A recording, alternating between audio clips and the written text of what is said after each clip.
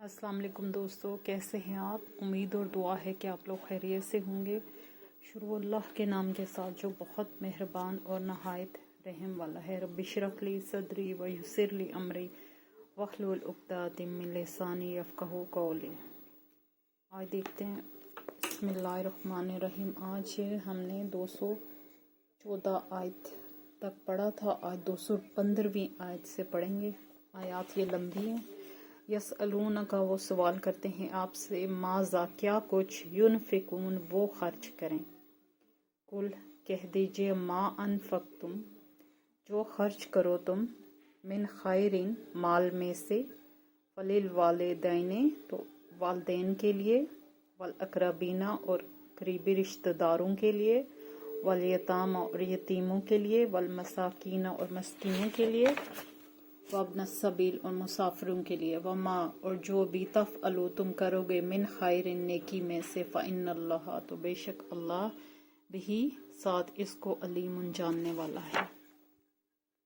अब इसका बामुहावरा देख लेते हैं। वो सवाल करते हैं आपसे अलैहिस्सलाम से कि हम क्या कुछ खर्च करें। कह दीजिए कि जो भी तुम खर्च करो माल में से, तो उसमें से हिस्सा किसका होना चाहिए। वालदैन के लिए, करीबी रिश्तेदारों के लिए, और यतीमों के लिए, और मस्कीनों के लिए, और मुसाफिरों के लिए। और जो कुछ भी तुम करोगे नेकी में से, तो बेशक अल्लाह ताला इसको जानने वाला है। यानी कि माल के बारे में बताया गया है। जैसे लोगों को था कि हमें माल कितना खर्च करना चाहिए अपने ऊपर, कितना अल्लाह की राह में से। तो एक आयत में तो खोल कर फरमाया गया है कि जो कुछ आपकी ज़रूरत से ज़ायद हो उसे किस पर खर्च करना चाहिए। फिर बितरतीब के साथ ना बताया गया है कि किस किस पर हक बनता है और आपका माल कहाँ खर्च होना चाहिए। और अगर इन पर खर्च होगा तो ये नेकी समझी जाएगी। इसके अलावा जो कुछ इंसान अपनी नीयत के मुताबिक नेकी करेगा उसको भी अल्लाह ताला खूब जानता है और उसका पूरा पूरा अजर उसे दिया जाएगा।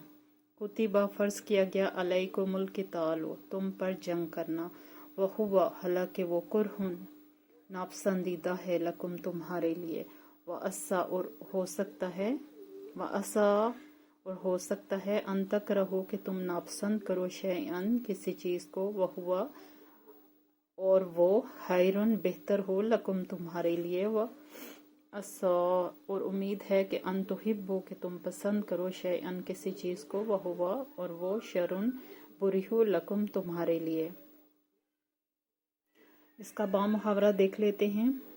फ़र्ज किया गया है तुम पर जंग करना, हालांकि वो नापसंदीदा है तुम्हारे लिए, और उम्मीद है कि तुम नापसंद करो किसी चीज़ को और वो बेहतर हो तुम्हारे लिए। और तुम उम्मीद है कि तुम पसंद करो किसी चीज़ को और वो बुरी हो तुम्हारे लिए। पहले नापसंद है और नीचे पसंद है। तो इसमें बहुत है। जंग के बारे में अमूमन लोग जहाद में जाने से ज़ाहिर है आपको माल की, जान की, नफ्स की कुर्बानी देनी पड़ती है। तो अल्लाह ताला फरमा रहे हैं कि इस्लाम को कोई मतलब वो कहते हैं कि प्लेट में कोई चीज़ रख के पेश नहीं जैसे की जाती है, तो इतना आसान नहीं है दीन पर कायम रहना। ये जान, माल, नफ्स हर चीज़ की कुर्बानी मांगता है। और तुम पर जब जंग की सूरत हाल आ जाए तो हर एक पर, मर्द हजरात पर जंग फ़र्ज हो जाती है। और जो है, हो सकता है कि तुम्हारे नज़दीक जंग नापसंदीदा हो, लेकिन इसमें तुम्हारे लिए बेहतरी हो। ये अल्लाह जानता है। उसके फ़राइज़ को एज़ इट इज़ कबूल करना होता है, और उसमें अल्लाह ने खैर रखी होती है, भलाई रखी होती है। अगर आप किसी चीज़ की तय में जाएं तो आपको पता चले कि अल्लाह के हर हुक्म में इंसान के लिए बेहतरी है। अल्लाह इंसान से मौत से ज़्यादा मोहब्बत करता है, 70 या 77 गुना ज़्यादा। तो फिर कैसे हो सकता है कि वो इंसान की भले के लिए ना सोचे। तो कुछ ऐसी भी चीज़ें हैं जो तुम्हें पसंदीदा हैं, लेकिन उसमें तुम्हारे लिए नुकसान है। जैसे वहाँ के लोग शराब कसरत से पीते थे तो हराम कर दी गई थी। तो बस ज़रूरी नहीं कि हर हुक्म जो है इंसान फ़ौरन ही اس کا دل اور ذہن تسلیم کر لے، لیکن اللہ نے جو بھی احکام دیے ہیں ان میں تم لوگوں کے لیے بہتری ہے، اور جو اللہ جانتا ہے یقیناً انسان کیسے جان سکتا ہے۔ یسألونک، وہ سوال کرتے ہیں، عن الشہر الحرام، وہ سوال کرتے ہیں مہینے کے بارے میں، جو مقدس مہینے ان کے بارے میں، قتال، جنگ کرنا، فی ہے اس میں، وہ سوال کرتے ہیں حرمت والے مہینوں میں جنگ کرنے کے بارے میں۔ تو یہ اس کے پیچھے ایک واقعہ ہے کہ آپ صلی اللہ علیہ وسلم نے 8 آدمیوں کا ایک قافلہ جو ہے وہ نخلا کی طرف بھیجا تھا تاکہ وہ قریش کی نقل و حرکت پر نظر رکھے، اور رجب کا مہینہ ختم ہو رہا تھا اور جو ہے شعبان کا شروع ہو رہا تھا، تو رجب جو ہے حرمت والا مہینہ کنسیڈر کیا جاتا تھا، اس میں جنگ منع تھی۔ تو وہ جو 8 آدمی آپ صلی اللہ علیہ وسلم نے بھیجے تھے، انہوں نے قریش کا تجارتی قافلہ دیکھا چھوٹا سا، اور اس پر حملہ کر دیا تھا، اور اس میں ایک آدمی کا قتل بھی ہو گیا تھا۔ تو قریش نے اس بات کو بڑی بہت زیادہ اچھالا، ظاہر یہودی اور قریشیوں نے مل کر، کہ اللہ اور اس کا رسول، اگر یہ اپنے رسول کو کس طرح کا ان کا ماننا ہے کہ انہوں نے حرمت والے مہینوں میں جنگ کرنا منع ہے اور یہ جنگ کریں، تو اس پر بڑی تفصیل سے یہ واقعہ ہے، آپ تشریح دیکھ سکتے ہیں۔ اور آپ اس میں اللہ تعالیٰ کہہ رہے ہیں کہ تم لوگ جو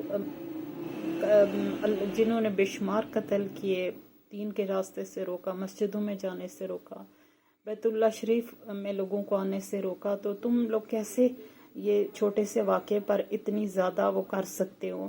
اللہ تعالیٰ نے یہ چونکہ واقعہ ہے اور تفصیل ہے، مختصراً میں نے بتا دیا ہے، تفصیل کے لیے آپ دیکھ سکتے ہیں۔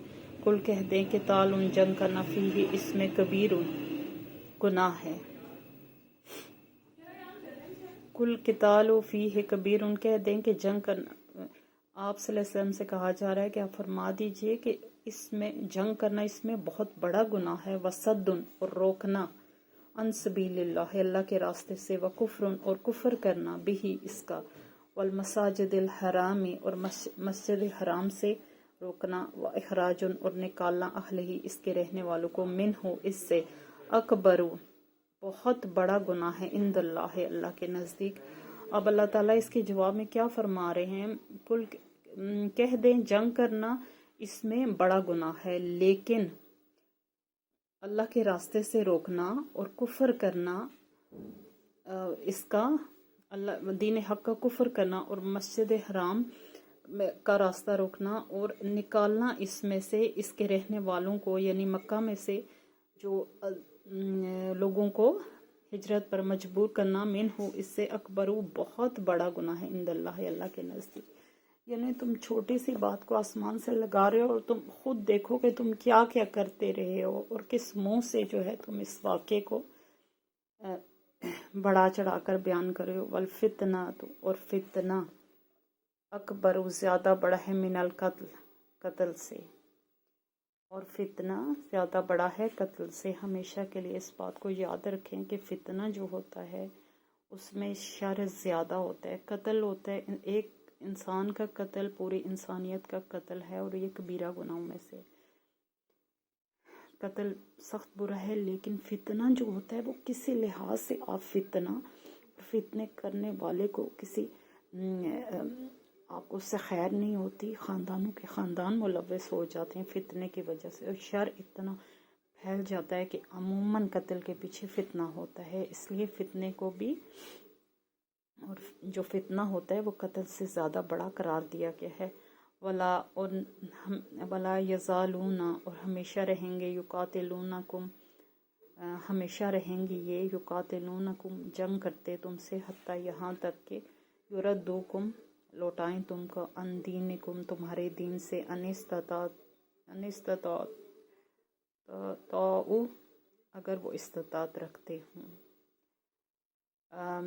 اور ہمیشہ یہ لوگ تم سے جنگ کرتے رہیں گے یہاں تک کہ وہ تم لوٹائیں، تمہارے دین سے تم کو لوٹا دیں، ان کی کوشش ہے، ان استطاعتم اگر وہ استطاعت رکھتے ہیں، یعنی ان کا سب سے بڑا مقصد یہی ہے کہ تم اپنے جو ہے، ان کی دشمنی کی وجہ یہ ہے کہ تم اپنے دین کے پیچھے جو ہے جس دین کو چھوڑ کے آئے ہو اس پر واپس آ جاؤ. یہ ان سے برداشت نہیں ہو رہا کہ تم دین حق کی طرف چلے گئے ہو. اور قریش اور یہودی پیٹھ پیچھے جو یہودی تھے، ہمیشہ ہر فتنے کے پیچھے یہودی رہتے ہیں. اللہ تعالیٰ بیڑا غرق کرے ان کا. اور دوستو، آج کل جو فلسطین کے مسلمانوں پر ظلم ہو رہا ہے، اس میں آپ سب سے میری، جو بھی کوئی سننے والا ہے، ان سے میری گزارش ہے کہ ہر نماز کے بعد ان کی مدد کی دعا کریں. جو ہم لوگ کر سکتے ہیں نا، وہ ضرور کریں ان کے لیے. ہم دعا کر سکتے ہیں، ہم اللہ سے دعا کریں کہ یا اللہ ان کی مشکلیں آسان کر اور ان کے لیے آسانی کے اسباب پیدا کر اور ان کی غیبی مدد فرما. اور امت مسلمہ اگر ان کے لیے اٹھ کھڑی ہو تو اس سے اچھی کوئی بات نہیں ہے. ہم نے ایک مرنا ہے نا، اگر حق کے پیچھے مر جائیں گے تو کچھ نہیں ہوتا اور ہمیشہ رہیں گے. اور یہاں ان کی سب سے بڑی کوشش یہ ہے کہ اگر کوئی چال اور کوئی حربہ وہ استعمال کریں اور تمہارے دین سے لوٹا دیں. ومن، اور جو ومن یرتدد، پھر گیا، منکم، تم میں سے، ان دین ہی، اپنے دین سے، پھر وہ مر جائے، وہ اس حال میں کہ وہ کافر ہے. فَأُولَٰئِکَ، تو یہی لوگ، حبطت، ضائع ہو گئے، اعمالہم، اعمال ان کے، فی الدنیا، دنیا میں، والآخرہ، اور آخرت میں. وَأُولَٰئِکَ أَصْحَابُ النَّارِ، اور یہی لوگ ہیں جو ساتھی ہوں گے آگ کے. محاورہ دیکھ لیتے ہیں. اور جو بھی پھر جائے تم میں سے اپنے دین سے، پھر وہ اس حالت میں مر جائے یہاں تک کہ وہ کافر ہو، تو یہی لوگ ہوں گے جن کے اعمال ضائع ہو جائیں گے دنیا میں بھی اور آخرت میں. اور یہی لوگ ہوں گے جو آگ کے ساتھی ہوں گے. یعنی ایک دفعہ ایمان لا کر پریشر میں آ کر آپ نے اپنا دین چینج نہیں کرنا. بہت سوچ سمجھ کے جب ہم اللہ تعالیٰ کے حقانیت کو پہچان لیتے ہیں اور دین حق کو پہچان لیتے ہیں، تو پھر ہمارے جو ہے ہر طرح کی آزمائش شروع ہو جاتی ہے. کیونکہ ہم ایک فرد واحد کے طور پر ایک دین میں داخل ہوئے ہیں. ہماری کنبے، قبیلے، مال، جائیداد سب کچھ پیچھے رہ گیا. تو اس راہ پہ قائم رہنا کچھ اتنا آسان بھی نہیں ہے. تو جو کہ مرتد ہو گیا، ایک دفعہ دین اسلام قبول کر کے اس سے پھر گیا، تو ایسے لوگوں کے لیے دنیا اور آخرت میں کوئی حصہ نہیں ہے. اور وہ اس حالت میں مریں گے کہ وہ کافر ہوں گے. اور یہی لوگ ہوں گے جو جہنم کے ساتھی ہوں گے. ہم فیہا خالدون، وہ اس میں ہمیشہ رہیں گے. ان الذین، بے شک وہ لوگ، آمنوا، جو ایمان لائے، والذین، اور وہ لوگ، ہاجروا، جنہوں نے ہجرت کی، وجاہدوا، اور جہاد کیا، فی سبیل اللہ، اللہ کی راہ میں. اولئک، یہی لوگ، یرجون، وہ امید رکھتے ہیں، رحمت اللہ، اللہ کی رحمت کی. واللہ، اور اللہ، غفور الرحیم، بخشنے والا رحیم ہے. اب اوپر ان لوگوں کا درجہ بیان کیا گیا ہے جو کسی پریشر میں آ کے دوبارہ سے کافر ہو جائیں یا کسی بھی وجہ سے اپنے دین سے پھر جائیں. نیچے ان لوگوں کے لیے بشارت ہے جو ایمان لائے. ان الذین، بے شک وہ لوگ جو ایمان لائے، اور وہ لوگ جنہوں نے ہجرت کی اور جہاد کیا، فی سبیل اللہ، اللہ کی راہ میں. یہی لوگ ہیں جو امید رکھتے ہیں اللہ کی رحمت کی. واللہ، اور اللہ، غفور الرحیم، بخشنے والا اور رحیم ہے. یعنی کہ وہ لوگ جنہوں نے اس کفر و شرک کے ماحول میں یا کسی بھی، ظاہر ہے اب اگر آج کوئی کافر مسلمان ہوتا ہے تو وہ اپنا اتنا کنبہ، قبیلہ، برادری، اپنی ہر کچھ چھوڑ کے آئے گا نا. تو وہ لوگ جو ایمان لائے اور جنہوں نے ہجرت کی اور اپنے گھر بار کو چھوڑا، یعنی ایمان آپ صرف زبانی کلامی نہیں ہوتا، وہ آپ سے جانی، مالی، نفس کی ہر طرح کی قربانی مانگتا ہے. تو وہ لوگ جنہوں نے نہ صرف دل سے اسلام قبول کیا بلکہ انہوں نے اپنی گھر بار، مال، بچوں، بیوی سب کو چھوڑا اور جہاد کیا، اور اپنے مال سے کو اللہ کی راہ میں خرچ کیا، اپنے نفس کو اللہ کے لیے استعمال کیا، اپنی طاقتوں کو اللہ کی راہ میں خرچ کیا، اور اپنے ہر قسم کی جو انسان اللہ نے ان پر بلیسنگ کی ہوئی ہے اسے اللہ ہی کے دین کو پھیلانے میں اور اس کے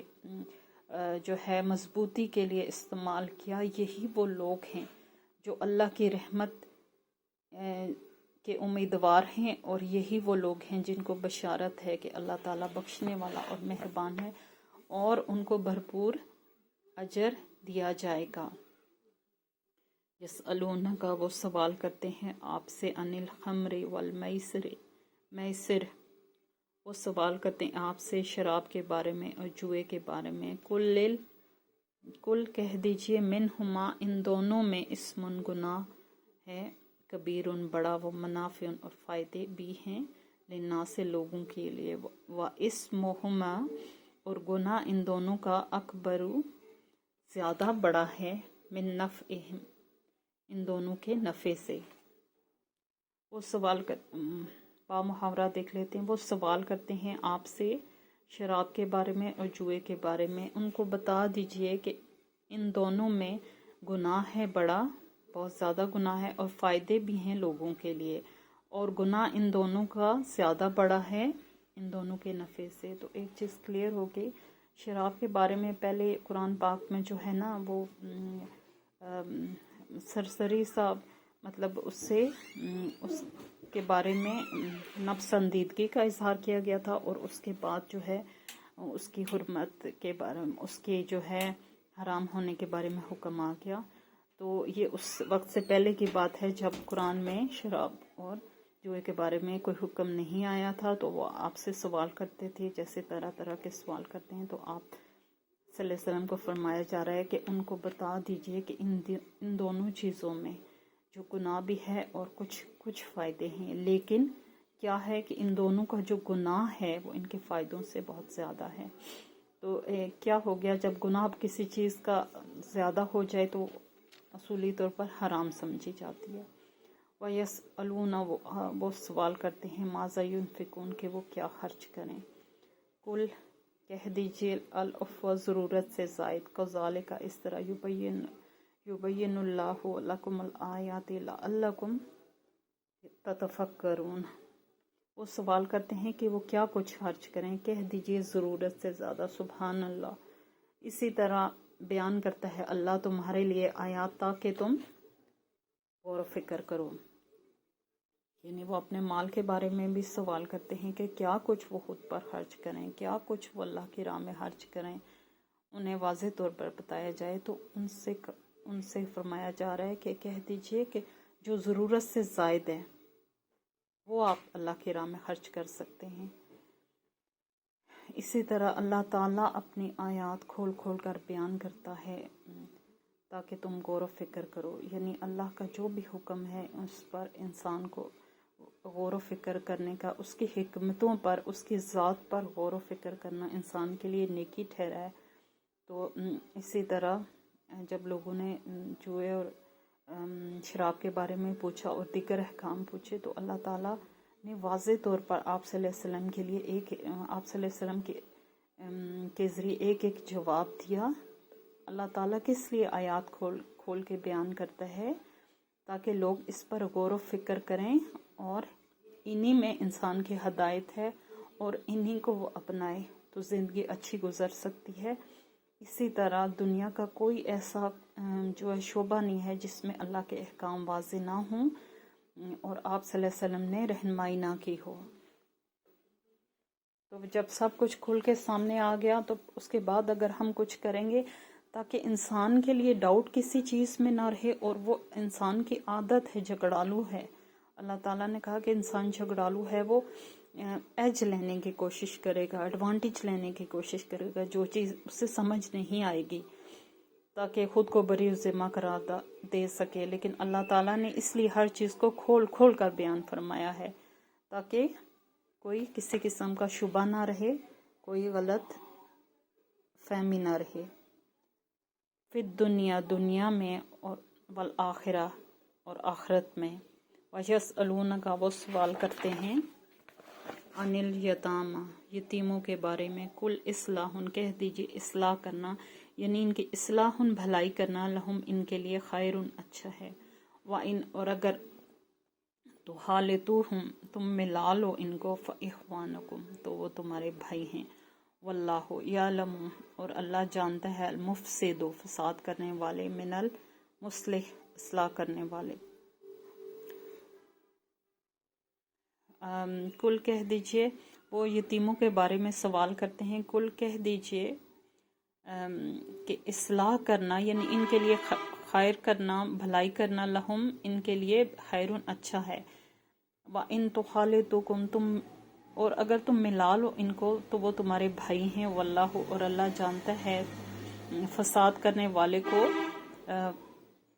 और इस्लाह करने वाले से, यानी कि अल्लाह ताला को अच्छे और बुरे की छांट खूब आती है और जो भी तुम करोगे अल्लाह से बेखबर नहीं है। और यतीमों के बारे में जो तुम सवाल करते वो ये है कि तुम उनके साथ हमेशा भलाई की सोच रखो। पहले तो कुरान में हुक्म नहीं आया था, पहले आया था कि ये तुम यतीमों के माल से के करीब ना फटको, पहले ये आया था। और उसके बाद जब आ गया कि यतीमों का माल खाना पेटों में आग भरने के बराबर है, तो फिर जो है लोग बहुत डर के और यतीम के सब कुछ अलहदा कर दिया कि कहीं हमसे जो है इतनी कड़ी वईद आ गई है तो हमसे कहीं इसके बारे में पूछ गछ ना हो। तो फिर इस माशरे में इस चीज़ को लेकर फिर आपसे सवाल हुए तो आप सल्लल्लाहु अलैहि वसल्लम ने फरमाया कि वो तुम्हारे भाई हैं और अगर तुम उनसे ज़्यादा अच्छा सलूक करोगे और उनसे को अपने ख़ानदान की तरह देखोगे तो ये तुम्हारे लिए बहुत बेहतर है। और अगर तुम्हारे दिल में कोई खोट है तो अल्लाह ताला खोट और अच्छाई को खूब जानने वाला है और वो इसका पूरा पूरा इस हिसाब लेगा। वलो शाअल्लाहु और अगर चाहता अल्लाह ला नातकुम अलबत्ता मुश्किल में डाल देता तुमको। इन्नल्लाह अजीज़ुन हकीम बेशक अल्लाह ज़बरदस्त है, हिकमत वाला है।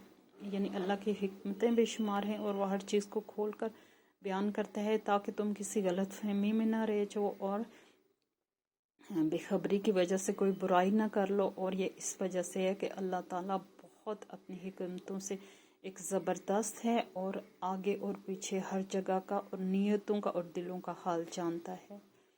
दोस्तों आज 220 आयत है, 214 से हमने शुरू की थी और चूँकि आयात लंबी हैं तो यहीं पे ख़त्म करते हैं। अल्लाहुम्मा इन्नी अस्अलुका इल्मन नाफ़िअन व अमलन मुतक़ब्बलन व रिज़्क़न तय्यिबन। अल्लाह हाफ़िज़।